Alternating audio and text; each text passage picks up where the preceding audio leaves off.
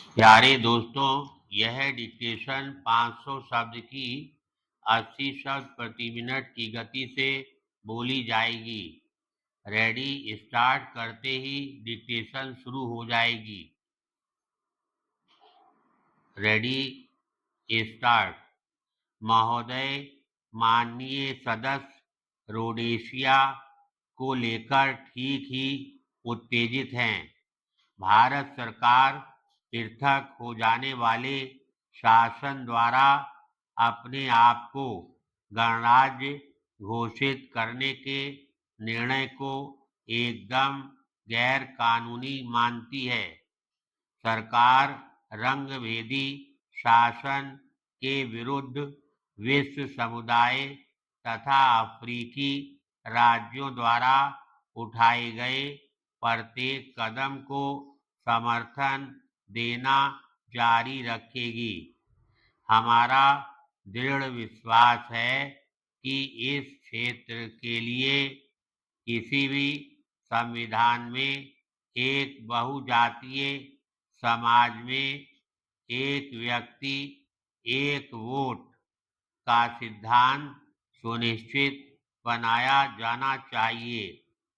हमारा यह भी अभिमत है कि ऐसी विश्वव्यापी कार्रवाई समवेत होकर की जानी चाहिए, जिससे बहुसंख्यक अफ्रीकियों के शासन से पूर्व स्वाधीनता नहीं के सिद्धांत पर आधारित रोडेशिया की स्वतंत्रता की दिशा में प्रभावी कदम उठाए जा सके। पैराग्राफ।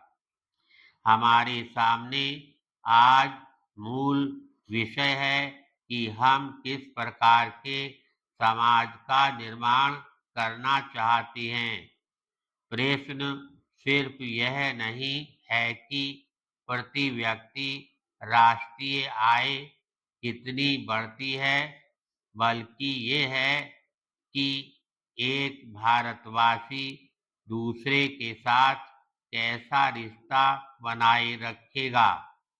क्या वह अपने सभी देशवासियों को समान समझेगा? क्या वह यह विश्वास बन पाएगा कि कुछ लोगों को अन्य लोगों से अधिक अधिकार मिले हुए हैं?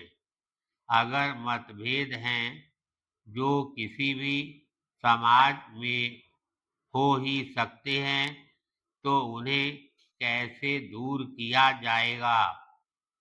हिंसा का सहारा लेकर या बातचीत से और समझबूझ के साथ?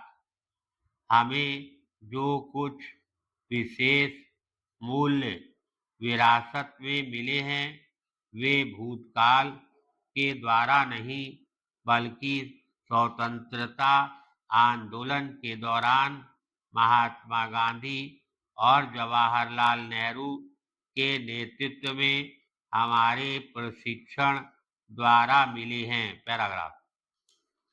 मैं यहाँ यह पूरी तरह स्पष्ट कर दूं कि भारत का जो चित्र हमारे मन में है और हम जिन तरीकों के इस्तेमाल और उनके कार्यान्वयन के लिए कृत संकल्प हैं, वे निश्चय ही वैसे नहीं हैं जैसे विपक्ष के माननीय सदस्यों और उनके दल के हैं। उन्होंने भारतीयकरण का उल्लेख किया। राष्ट्रपति ने अपने अभिभाषण में कहा है कि भारत की समस्याएं अद्वितीय ढंग के भारतीय समाधान की अपेक्षा रखती हैं। इसका आधार हमारी जीवन पद्धति, हमारा इतिहास और हमारी परंपराएं हों। इसलिए अगर माननीय सदस्य यह चाहते हैं कि प्रत्येक भारतीय को अपने देश से प्यार हो और वह देशभक्त हो, तो इससे किसी को कोई भी विरोध नहीं हो सकता और मुझे निश्चय ही कोई विरोध नहीं है। इसके लिए भारतीयकरण की किसी विशेष अवधारणा की भी जरूरत नहीं है, लेकिन मैं सोचती हूँ कि उनका सिद्धांत इतना निर्दोष नहीं है। माननीय सदस्य किसी ऐसे उजागर नियम को प्रस्तुत करने के लिए अपनी शक्ति का क्षय नहीं करेंगे।